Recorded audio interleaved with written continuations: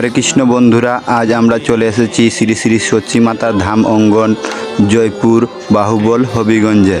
এখানে আমরা দেখব সচী মাতা কীভাবে তার জন্ম হয়েছিল তা সম্পর্কে বিস্তারিত একজন প্রভুর কাছে জানতে পারবো। তাই আপনারা ধৈর্য সহকারে পুরো ভিডিওটি দেখুন। যদি ভিডিওটি ভালো লাগে তাহলে লাইক, শেয়ার এবং ফলো করতে ভুলবেন না। তাই আর বেশি কথা বললাম না, ভিডিওটি শুরু করা যাক। আপনারা ধৈর্য সহকারে পুরো ভিডিওটি মনোযোগ সহকারে দেখুন। আপনারা জীবনে একবার হলো আমাদের এই সচী মাতা ধাম অঙ্গনে আসুন এবং এই তীর্থস্থানটি দর্শন করে যান।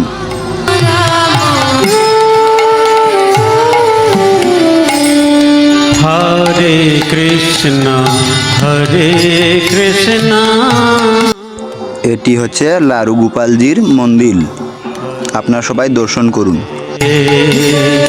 হরে রাম হরে রাম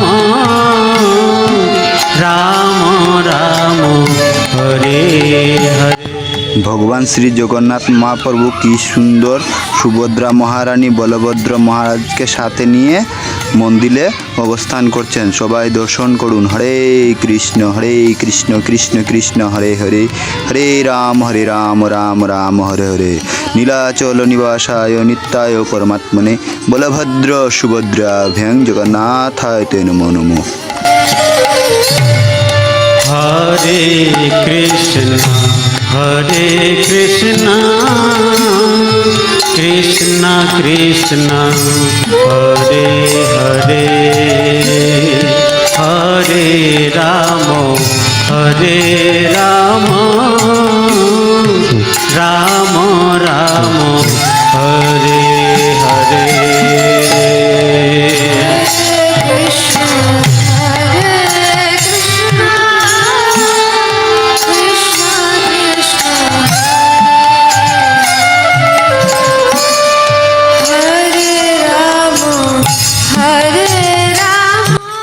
আপনারা এখন দেখছেন শ্রী শ্রী সচী রানীর বিগ্রহ, যেখানে তিনি গৌরাঙ্গ মহাপ্রভুকে কুলে নিয়ে সিংহাসনে বসে আছেন। শ্রী শ্রী সচী মহারানী কি জয়। এখন আমরা সচী মাতার আবির্ভাব স্থান নিয়ে একজন প্রভুর কাছ থেকে মূল্যবান কিছু কথা শুনবো। হরে কৃষ্ণ। সচী মাতার আবির্ভাব স্থান জয়পুর, পূর্ববঙ্গের জয়পুর এবং সিয়টের জয়পুর, কিন্তু আজকে তো হবিগঞ্জের জয়পুর। তো সেই সময় হবিগঞ্জ উল্লেখ ছিল না, সেই সময় বৃহত্তর সিয়টই ছিল। হ্যাঁ, তো জয়পুর গ্রামটাও ছিল একটা বিশাল গ্রাম। এই গ্রাম কালের প্রভাবে যেমন ভারত বাঙ্গিয়া বঙ্গবাঙ্গিয়া পাকিস্তান হইল, বর্তমানে বাংলাদেশ হইল, ছোট্ট হয়ে গেল, ঠিক সেই রকমই জয়পুর গ্রামটা ভাঙ্গে ভাঙ্গে খণ্ড খণ্ড ছোট ছোট হয়ে গেল। এখন আমরা এই স্থানে বরগাঁওয়ে সচী মা স্মৃতি রক্ষার্থে আমরা মন্দির করলাম। 2000 সালের আগস্ট মাস, এই আগস্ট মাসে প্রোগ্রাম শুরু হলো। 40 শতক জায়গা নিয়ে ক্রয় করেছি এবং এই পর্যন্ত আজকে 310 বিঘা শতক বেসিমেন্ট জায়গা। তো সচী মা শাস্ত্রে বলা হয়েছে, চৈতন্য মহাপ্রভু তিনি তার মাকে বলছেন যে সারা পৃথিবী গঙ্গা এবং তুলসী স্পর্শ করিয়া পবিত্র হইব, আর সেই গঙ্গা এবং তুলসী সচী মাতাকে স্পর্শ করিয়া পবিত্র হইব। এখন আমি 2000 সালে আসলাম। প্রকৃততে প্রথম প্রোগ্রাম শুরু করি 94, 92 সালে ঢাকা দক্ষিণ। ওখানে প্রচার করি। ঢাকা দক্ষিণের দাদার বাড়িতে সেবা পূজা, এই জঙ্গলের মধ্যে এখানে তাসের আড্ডা ছিল, জুয়ার আড্ডা, সেই মন্দির সংস্কার করি প্রেরণার জন্য ওখানে একটা নামট্য করি, ওখানে যাওয়ার সব। কিন্তু ওখানে মিশ্রবাবুর সাথে আমার পরবর্তীতে আর ভালো লাগে নাই। তারপর বললাম এখন মায়ের বাড়ি চলে যাব, আর ওখানে দেখি মায়ের সেবা করি। তো গেলাম জয়পুরে, ওখানেও দেখলাম প্রাচীন কিচ্ছু নাই। ডক্টর মহানন্দ ব্রহ্মচারী একটা স্মৃতি মন্দির করেছেন, এটাও স্মৃতি মন্দির। তা ওইখানে কোনো সেবা পূজা কিচ্ছুই নাই। বছরে একবার মাঘী পূর্ণিমাতে তারা অনুষ্ঠান করে, আর 12 মাস কোন সেবা পূজা নেই, হেট লাগাই। তো ওদেরকে বললাম তোমরা এই মন্দিরটা আমরা আমাকে দিয়ে দাও, তারা নিজেই মন্দির কিনে জায়গা করে মন্দির করবে। তো যেহেতু আমরা প্রভুপাদের বংশধর, আমাদের একটা সূক্ষ্ম জেদ আছে, এই আমরা বিশাল ক্ষমতা আছে, এই প্রস্তুতি না তারপরে প্রভুপাদের কৃপায়, গুরু মহারাজের কৃপায় এখানে ছোট ছোট জায়গা নিয়ে কাজ শুরু করি, এবং পরবর্তীতে আস্তে আস্তে আস্তে এই পর্যন্ত আসলাম। এবং আমি সচিমার সেবা করতে আমার জীবনে আমি এই পর্যন্ত আমি কখনো অভাব বোধ করি নাই। কি ভক্তের অভাব, কি টাকা পয়সার অভাব, কি জাগতিক শক্তির অভাব, মানে কোনো। এবং সচিমাতার সেবা করতে আসিয়া মধ্যেখানে আমাকে হবিগঞ্জ মন্দির 2002 সালে বগলা বাজার একটা বেদখল সন্ত্রাসীদের হামলা, মাঝখানে কপ্পরে সেই জায়গাটা পর্যন্ত উদ্ধার হয়ে গেল। এবং 2002 সালে হবিগঞ্জের নেতৃস্থানীয় ব্যক্তিবর্গরা পর্যন্ত অবাক হয়ে গেছে এত অল্প সময়ে, এবং তারা আমাকে খুব সহযোগিতা করেছে। এবং 2002 সালে ওটা উদ্ধার করি। 2005 সালে আমি 6 সালে ওটার দায়িত্ব আমি ছেড়ে দিই সোসাইটির হাতে, এবং ওখানে আমার এই মন্দিরের যারা সেবক তারা এটা দায়িত্ব পালন করছে। আমি আবার মায়ের বাড়ির সেবায় লাগলাম। এখন সচিমার মন্দির হয়ে গেল, এবং এই মন্দিরটা কিভাবে যে হলো আমি নিজেও কল্পনা করতে পারছি না। এত টাকা কোত্থেকে আসলো, কিভাবে হলো? আমি শুধু দেখতেছি, এই সুদামার একটা সিনেমা দেখছিলাম, দ্বারকায় সুদামা গেছেন, বাড়িতে যখন ফিরছেন আসে দেখেন বিশাল বড় মন্দির, তার বাড়িটা মন্দির, বিশাল রাজপ্রাসাদ হয়ে গেছে।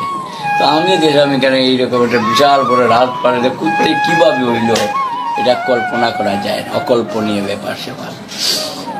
এবং আমার কোনো এখানে কোনো বলতে গেলে কি এখানে সোর্স অফ ইনকামের কিচ্ছু নেই।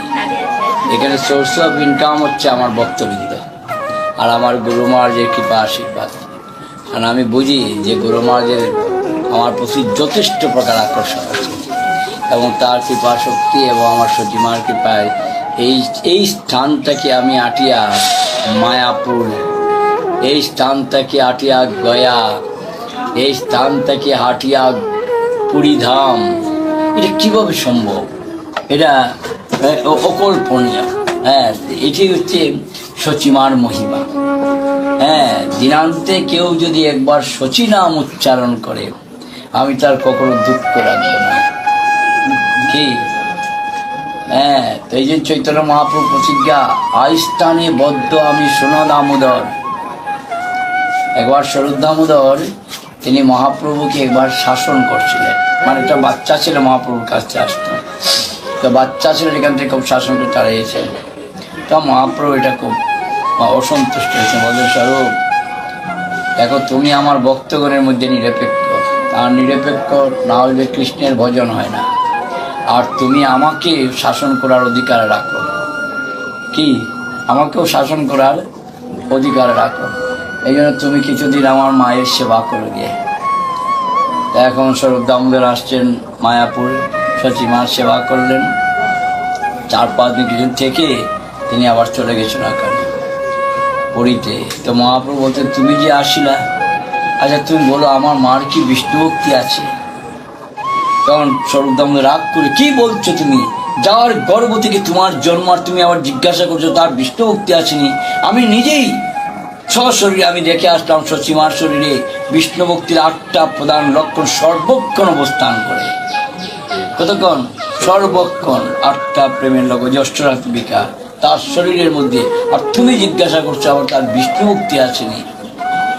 তখন মহাপ্রভু বলছেন, স্বরূপ তুমি আমাকে খুশি করিলাম, আস্থানে বদ্ধ আমি শুনো দামোদর, আইরে দেখিতে আমি আছি নিরন্তর। অর্থাৎ শচীমার কাছে আমি বন্ধু হইয়া আছি। কার কাছে বন্ধু হইয়া আছি? এবং সর্বক্ষণ আমি শচীমার দেখাশোনা করি। কার সে দেখাশোনা করি? শচীমার। তাহলে আমরা কি করছি কেন? এই শচীমা বাড়ি কে নির্মাণ করছেন? এই শ্লোক যদি সত্য হইয়া থাকে, এই বাড়িটা কে নির্মাণ করছেন? এই দাম পুনরুদ্ধার কে করছেন? সমস্ত মহাপ্রভু করছেন। আর মহাপ্রভুর প্রিয় ভক্ত অবৈচরণ ভক্ত বেদান্ত স্বামী প্রভুপাদ এবং আমাদের পরমারাধ্য গুরু মহারাজ। কারণ এই ব্যক্তির চরণে যদি আশ্রয় না হইত, আমি ব্যক্তি কিভাবে যে এখানে আসলাম, এটা আমি নিজেই তো কল্পনা করতে পারছি না।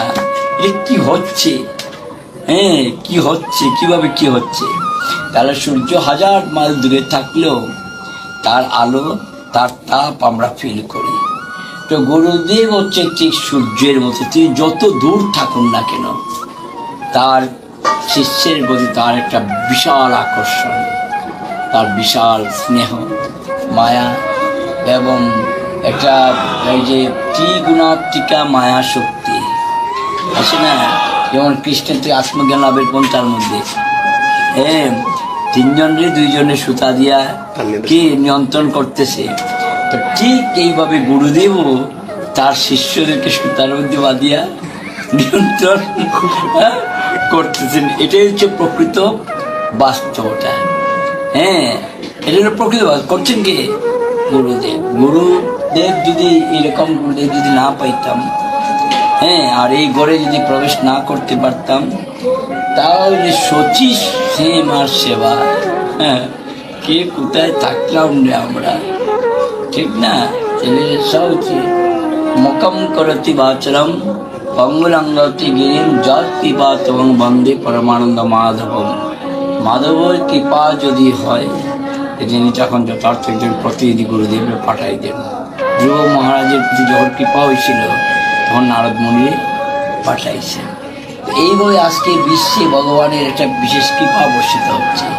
এই জন্য এত গুরু বর্গরে পাঠাইছে সারা পৃথিবী ব্যাপী, যে আমরা তো কল্পনা করতে পারছি না যে আমরা কোথায় আছি। আমরা বৈকুণ্ঠে আছি, গোলক বৃন্দাবনে আছি, না মর্তলোকে আছি, আমরা এটা বুঝতেই পারতেছি না কোথায় আছে। কলি খারে কয়, কলি শব্দটা শাস্ত্রে আছে, কিন্তু আমিও কলির সাথে মোকাবেলা করছি জীবনে বহুবার, কিন্তু এখন আমি বুঝতে পারছি কলি কোথায়। এখন বুঝতে পারছি কলি কোথায়। আসলে আমরা যদি যথার্থ গুরুদেবের সেবা করি, সদ্গুরুর আশ্রয়ে থাকি এবং তার ইচ্ছা পূরণের বাসনা রাখি, তার অভিলাষ পূরণ, তার পিছনে দৌড়ে এলাম কিন্তু তার অভিলাষের চিন্তা করলাম না, এটা গুরু সেবা না, এটা হচ্ছে লৌকিকতা। কি? এটা লৌকিকতা। আমরা যেখানেই থাকি না কেন, যেমন প্রভুপাদ, তিনি তার গুরুদেবের পিছনে দৌড়েছেন না, তিনি সর্বক্ষণ চিন্তা করছেন কিভাবে তার গুরুদেবের অভিলাষ পূর্ণ করবেন। আমরাও ঠিক, আমি তো কিছু গুরুদেবের সেবা তো করি নাই, কিন্তু আমি গুরুদেবের স্মরণ করেছি মাত্র। কিন্তু আমাকে গুরুদেব একটা শচীমার বাড়ির একটা ইতিহাস আমাকে বানিয়ে দিলেন। কি এটা আমি যখন ভাবি তখন আমি খুব আনন্দ পাই। এই গুরুদেবের গুরুমা যেটা গ্রন্থ বেরিয়েছে, আনন্দের সীমা নাই। আসলেই আনন্দের সীমা নাই, কৃষ্ণবাবুরা তো আনন্দের সীমা নাই।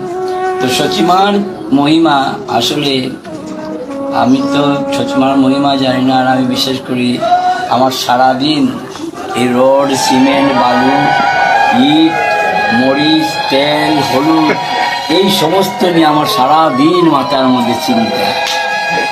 কারণ শচীমার গ্রন্থ, চৈতন্য চৈতামৃত, চৈতন্য ভাগবত গ্রন্থ, ভক্তি রত্নাকর গ্রন্থ, এই সমস্ত গ্রন্থ যতক্ষণ পর্যন্ত আমরা শুদ্ধ চিত্তে পবিত্র হইয়া, অপবিত্র হবে না, শুদ্ধ চিত্তে পবিত্র মানে আমরা যদি সেগুলো আমরা অধ্যয়ন করি, তখন এগুলো আমরা প্রকাশিত হই। যেমন আজকে ইস্কন গিয়ে যেভাবে গীতা প্রকাশিত হচ্ছে, ভাগবত যেভাবে প্রকাশিত হচ্ছে, ঠিক না, চৈতন্য চৈতামৃত প্রকাশ হচ্ছে, এতদিন এগুলো কোথায় ছিল? ইস্কন গৃহ না ছাড়া এগুলো কোথায় ছিল? এতদিন তো সাধুগুরু বৈষ্ণবের দেশ ভারতবর্ষ। ভারতবর্ষের হিন্দু সমাজের এত দোবতন কেন ছিল? হ্যাঁ, সনাতন ধর্মেও মানুষ নামটাই ভুলে গেছিল, আইসে হিন্দুতে। এটা সনাতন ধর্ম পরিণত হয়েছে হিন্দু জাতিতে। তো কত একটা ছোট্ট, যেমন ভারত বাংলা বা আমরা হয়েছি বাংলাদেশি, ঠিক না বেশি? সে ঠিক সনাতন ধর্মরে আজকে ভুলিয়া আমরা হয়েছি হিন্দু, মুসলমান, বৌদ্ধ, খ্রিস্টান। এই চাইরোটার সাথে আমাদেরকে কম্পেয়ার করা হয়, তিনটার সাথে। হিন্দু একটা ধর্ম, মুসলমান একটা ধর্ম, বুদ্ধের। কিন্তু আমরা এটা জানি না যে গোড়াতে হচ্ছে সনাতন ধর্ম। গোড়াতে কি হিন্দু ধর্মের কোনো সংস্কৃতি নাই, সনাতন ধর্মের সংস্কৃতি আসে। ইসলাম ধর্মের সংস্কৃতি তার 570 খ্রিস্টাব্দ থেকে তার শুরু হয়েছে, একটা দর্শন থেকে, রসুল্লাহ থেকে। এবং রসুল্লাহ প্রবাদ বলছেন তিনি ভগবানের প্রতিনিধি। আর সেই সময় আরবের এই ভিন্নতম অবস্থা ছিল, সেই সময় এই ব্যক্তির প্রয়োজন ছিল, হযরত মুহাম্মদের প্রয়োজন ছিল, ভগবান তাকে এরকম পরিবেশে পাঠাইছে। হ্যাঁ, বুদ্ধদেব ভগবানের অবতার। হ্যাঁ, আমাদের শাস্ত্রে বারবার বলা হয়েছে, নিন্দসী যজ্ঞবিদের শ্রুতিজাত সদয় হৃদয় দর্শিত পশুঘাত কেশবদিত বুদ্ধ শরীর জয় জগদীশ হরে। হ্যাঁ, কিন্তু আমরা কি করছি? সনাতন ধর্মের দাবি যেখানে গীতার উপরে, মুসলমানের যেখানে দাবি গীতার উপরে, বুদ্ধের দাবি গীতার উপরে, খ্রিস্টানের সবার গৃহ হচ্ছে সনাতন ধর্ম। আর আমরা এটার একটা পার্থক্য করে সাম্প্রদায়িকতা নিয়ে ভুগতেছি। কি একটা বিশ্রী ব্যাপার! আজকে সেই জিনিসটারে প্রভুপাদ আজকে বিশ্বের মধ্যে চোখ খুলিয়া দিচ্ছেন সুপারে। জীবনিত্য কৃষ্ণ দাস, আমরা খালা চামড়াও নাই, দলা চামড়াও নাই, এই সমস্ত দেহের দ্বারা আমরা পরিচালিত, এই সেগুলো পরিচালিত হচ্ছে না। হ্যাঁ, ওই যে একসময় আমি নিজস্ব গান দিছি, ভাত কাপড় জমি কাজ সমাজতন্ত্রের এক আওয়াজ, ঠিক না? কিন্তু এই সমস্ত মানুষের দর্শনে সেই ব্যক্তি সহ কত মানুষ যে বিড়ম্বনা ওরা হারে অর্ধাহারে ভুগতেছে, হ্যাঁ, নিরণ্যে ভুগতেছে। কিন্তু আজকে প্রভুপাদের খ্রিস্ট ভাবনামৃত আন্দোলনে যুক্ত হওয়ার পরে দেখা যায় যে প্রকৃত অর্থে এই পৃথিবীতে কোনো অভাবই নাই, ঠিক না বেটি? ভাত খাবার তো অভাব নেই। কি দান করিস কোন ভক্তরা, ঠিক না? পৃথিবীর মানুষটা এখন কি দান করে, যে আমরা বিশাল মন্দির করছি। একটা সাধুর প্রতি মানুষের কি বিশ্বাস! হ্যাঁ, লক্ষ লক্ষ টাকা আসতেছে সাধুর কাছে, কি আসতেছে? এবার কোনো ডকুমেন্টস নাই, কিচ্ছু নেই, এত বিশ্বাস সাধুর প্রতি। সেই সনাতন সংস্কৃতিটা কিরকম! আর সাধুও তার সারাটা জীবন উৎসর্গ, কোনো কিছুর মালিক নেই। যে কত ব্রহ্মচারীরা তাদের জীবনটার কোনো টাকা পয়সা গম খাওয়া দাওয়ার প্রতি কোনো কিছু ইয়ে নেই। এটি হচ্ছে প্রভুপাদের কৃপা, প্রভুপাদের দয়া, এবং এটাই হচ্ছে সনাতন সংস্কৃতি, এটাই চৈতন্য মহাপ্রভুর সংস্কৃতি, এবং এটাই গীতা ভাগবতের শিক্ষা, উপনিষদের শিক্ষা। উপনিষদ হিন্দুর না, মুসলমানের না, বুদ্ধর না, খ্রিস্টান না, উপনিষদ সমস্ত মানুষের, সমস্ত জীব জগতের, পুরাণ সমস্ত জীব জগতের। হ্যাঁ, বেদান্ত সমস্ত জীব জগতের। একটা বাবার ছেলে আর্টস পড়তে পারে, কমার্স পড়তে, সায়েন্স পড়তে পারে, তো বাবাটা তো তার ঠিক আছে না? বাবাটা আলাদা, এ কমার্সের বাবা, এ সায়েন্সের বাবা, কি আর্টসের বাবা, ঠিক না বেটি? বাবা তো তোর ঠিকও আছে। হ্যাঁ, ঠিক। আমরা এই বাবাটার সাথে আগে সবাই সম্পর্কটা করি, বাবাটারে যদি আমরা সবাই ঠিক শ্রদ্ধা ভক্তি করি, সেখানে আর এই সমস্ত নিশ্চয় নোংরামি চিন্তা ভাবনা আমাদের মধ্যে আসতে নাই। আর এটা আমরা যতই আমরা বলি না কেন, যতক্ষণ পর্যন্ত আমরা হরে কৃষ্ণ মহামন্ত্র ভালো করে আমরা জপ কীর্তন না করছি, এটাও বাস্যই থেকে যাইব। আগে ওইটারে আমরা ভালো করে আত্ম করতে হবে, আর ওইটাই সব চোখ খুলিয়া দিবে, ওইটাই পবিত্রতা সৃষ্টি করবে। সমস্ত গ্রন্থ পড়িয়া কারো বুদ্ধি নাশ, নিত্যানন্দে নিন্দা করে যায় সর্বনাশ। তাহলে গ্রন্থ পড়িয়াও কি সময় দেবানন্দ, আমার ইচ্ছা হয় তোমার ভাগবত গ্রন্থ আমি সিরিয়া ফেলাই। স্বয়ং চৈতন্য মহাপ্রভু বলতেছে কি, হ্যাঁ, ভাগবত গ্রন্থ সেখানে ওই যে তুমি আমার শিবাসকে তুমি বাড়ির বাইরে বার করিয়া দাও। হ্যাঁ, সে গেছিল তোমার ভাগবত পাঠ শোনার জন্য। তো শিবাসা বলেছিলেন না, তুই অষ্টর হাতে বিকাশের খান্না এসে চিৎকার রোমাঞ্চ, এটা দেখে আমার অন্যান্য ভাগবত তার অসুবিধা হচ্ছে। তখন তার কি করছেন, শিবাস ঠাকুর নিয়ে এই পাগল পাঠ থেকে তারা তুলিয়া বাইরে। কিছু দুই একদিন পরে মহাপ্রভুর সাথে দেবানন্দ পাঠকের দর্শন হইল। তখন মহাপ্রভু রাগ করল, আমার ইচ্ছা হয় তোমার ভাগবত আমি সিরিয়া পালাই। হ্যাঁ, তুমি আমার শিবাসের কাছে অপরাধ করছো। এই দেখো, তাহলে এই এত বৈষ্ণব পৃথিবী ব্যাপী আজকে প্রপাত, ঠিক না ঠিক কারণে।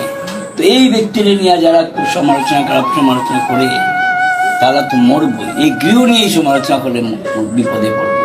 তাই এটা স্বয়ং চৈতন্য মহাপ্রভুর দ্বারা হচ্ছে পরিচালিত সংগঠন।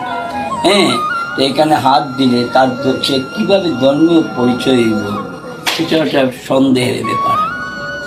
কারণ চৈতন্য মহাপ্রভুর ইচ্ছা বাস্তবায়িত হইব, এইটা কেউ রোধ করতে পারবে না। পৃথিবীতে আছে যত নগরাদি গ্রাম, সর্বত্র প্রচার হইবে মোর এই নাম। শুধু সচিমাতা ধাম নয়, যে আজকে রাজশাহীতে আজকে ইস্কন বিশাল বড় জায়গা কিনছে, সেখানেও ধামের কাজ শুরু। এমন শুনছি হরিদাস ঠাকুরের জন্মস্থানও জায়গা কেনার প্রস্তুতি চলছে, সমস্ত ধামের জায়গা কেনার প্রস্তুতি, ইস্কন প্রোগ্রাম চলছে এগুলা। এই জন্য আমাদের এখন একটা বিরাট সুযোগ, 10,000 বছর ইস্কন রাজত্ব করবো। যাক, এই সুযোগে যদি আমরা আইসি এখন এই জীবনটা যদি খাটাই নিতাম পারি ইস্কনের মধ্যে, তো বাকি পথটা তো আমরা রয়ে দিব। 100% আমাদের বিশ্বাস। আর যদি ইস্কন বৃহৎ থেকে আমরা কোনোভাবে বের হই, তাহলে আমাদের সন্দেহের ব্যাপার আছে, থাকতে হইব ইস্কন গৃহে। হ্যাঁ, ইস্কন, কারণ ইস্কন গৃহ হচ্ছে সমস্ত সমাজে। আজকে ইস্কন গৃহের কারণ অন্যান্য যারা মতাবলম্বী আছে, অন্যান্য শাস্ত্রের মতাবলম্বী, অন্যান্য গ্রন্থের মতাবলম্বী, তারাও আজকে পবিত্রতা অর্জন করতেছে। আজকেও যে রক্ষাটা আসছিল, যেরকম হত্যা নির্যাতন, অনেকটা এখন হ্রাস পাইছে। হ্যাঁ, আর আমাদের যুব সমাজ আজকে তো দেশের একটা গর্ব পরিণত হয়েছে, অহংকারে পরিণত হচ্ছে। আজকে সবচেয়ে বড় একটা বিশাল বিজয় আমাদের, যে আজকে জগন্নাথের মহাপ্রভুর স্ট্যাচু, ঠিক না বেটি, প্রতিষ্ঠিত হয়েছে। হ্যাঁ, এটাই তো এই হচ্ছে বাংলাদেশের প্রকৃত 71-এর স্বাধীনতার স্তম্ভ গাড়া হইল। কি স্বাধীনতা 71-এ যে স্বাধীনতার স্বপ্ন ছিল, কিন্তু এটা কিচ্ছু হয়ে নেই। হ্যাঁ, কিন্তু এই এখন বোঝা যাচ্ছে যে না, এখন কিছু কাজ হচ্ছে। প্রভুপাদ প্রকৃত হচ্ছে সারা বিশ্বের রাষ্ট্রভাষা আন্দোলনও করলেন, সারা বিশ্বের সনাতনী আন্দোলন করলেন, 71-এর আন্দোলন, এ সারা বিশ্বব্যাপী প্রভুপাদের আন্দোলন। প্রভুপাদকে এই সমস্ত নিচক জায়গায় নিয়ে, হ্যাঁ, কি আমরা এই সাম্প্রদায়িকতা, এই সমস্ত বিভিন্ন ধর্মের আলাদা করা, বিচ্ছিন্ন করে দেওয়া, এটা একটা নিচক ছাড়া কিছু। শান্তি সমগ্র মানুষের, সমগ্র জাতি, সমগ্র জীব জগতের কল্যাণের জন্য পৃথিবীতে আসে, এবং তার বংশধররাও ঠিক সেইভাবে। একটা মানুষ যদি তার জীবনে 1 লক্ষ মাছ হত্যা করিয়া থাকে, অন্তকে কত লক্ষ, কত কোটি আজকে প্রাণী বাঁচতেছে ইস্কন আসার কারণে, কত কোটি প্রাণী। এই জন্য আমাদের সবসময় ইস্কনের ভক্তদেরকে সহযোগিতা করা। বলছেন, তুমি যার হিতবাঞ্ছা সে হইল বৈষ্ণব, বৈষ্ণবের অপরাধ কৃষ্ণ দূর করেন সব। কোনো বৈষ্ণব যদি কোনো অপরাধও করে পেলে মোহের কারণে, সেটা কৃষ্ণের ব্যাপার। কার ব্যাপার? কৃষ্ণের ব্যাপার। তার ভক্তের অপরাধ সে দূর করবি। আমি আর তুমি তার সমালোচনা করিয়া খামোখা নিজের নরকের রাস্তা করিয়া লাভ নাই, ঠিক না বেঠিক? কিন্তু জড় জগতের মানুষে কত ধরনের কত জঘন্য অপরাধ করছে, ঠিক না? কিন্তু সাধু হয়েছে বলে সেটাই বিশাল হাইলাইট করা হচ্ছে, ঠিক না বেঠিক? এটাই হচ্ছে সবচেয়ে বড় মৃত্যুর ফাঁদ। কি মৃত্যুর ফাঁদ পাতানো হচ্ছে। হ্যাঁ, এই জন্যই না যে সবসময় হরে কৃষ্ণ মহন্ত কীর্তন করা। আর আমি সচিমার, আমার গুরুমার, যে আমি প্রথম এখানে একটা গান যখন স্টার্ট দিই, এই গানটা আমি প্রথম এখানে গাইছিলাম, গুরুদেব বড় দয়া করে গৌর বন মাঝে গুদ্রমে দিয়াছ স্থান, আজ্ঞা দিলা মোরে এই ব্রজে বসি হরিনাম করো গান। এবং আমি এখন এখানে বসে আছি গুরুদেবের, আমার গুরুদেবের আদেশ কি যে আমি সতীমার ধামে থাকি, তার সেবা করি। আর সেবার তো যোগ্যতা নাই, হ্যাঁ, যখন যোগ্য ব্যক্তিরা আইব, হ্যাঁ, তখন তো আমার আর চাকরি থাকে কিনা এটা সন্দেহ, এটা সন্দেহ। তো যাক, তারপর এই এতদিনের জন্য আমি খুব আনন্দ পাচ্ছি। ঠিক আছে, নেতাই নেতাই। কৃষ্ণ হরে কৃষ্ণ কৃষ্ণ কৃষ্ণ হরে হরে হরে রাম রাম রাম হরে হরে।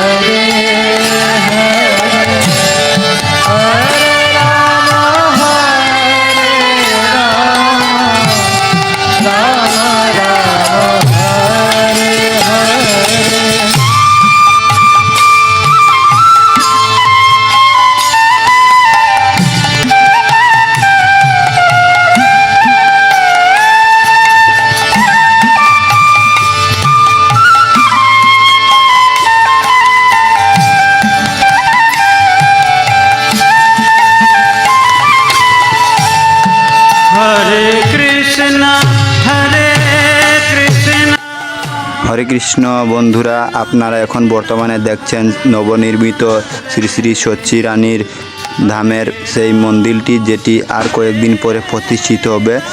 ছিল জয়পতাকা স্বামী গুরু মহারাজ নিজে সেই মন্দিরটি উদ্বোধন করে যাবেন। তাই আপনারা সংবাদ পাওয়া মাত্র সেখানে আসেন এবং গুরু মহারাজকে দর্শন করে যাবেন।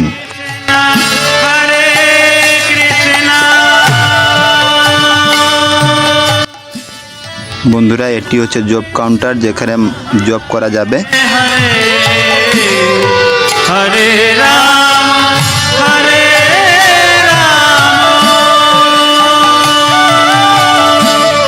রাম হরে হরে হরে কৃষ্ণ হরে কৃষ্ণ কৃষ্ণ কৃষ্ণ হরে হরে হরে রাম হরে রাম রাম রাম হরে হরে হরে হরে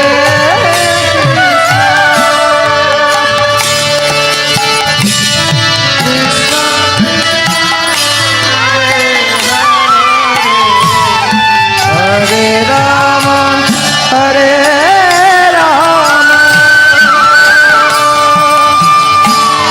রাম রাম হরে হরে কৃষ্ণ হরে কৃষ্ণ কৃষ্ণ কৃষ্ণ হরে হরে হরে রাম হরে রাম রাম রাম হরে হরে হরে কৃষ্ণ হরে কৃষ্ণ কৃষ্ণ হরে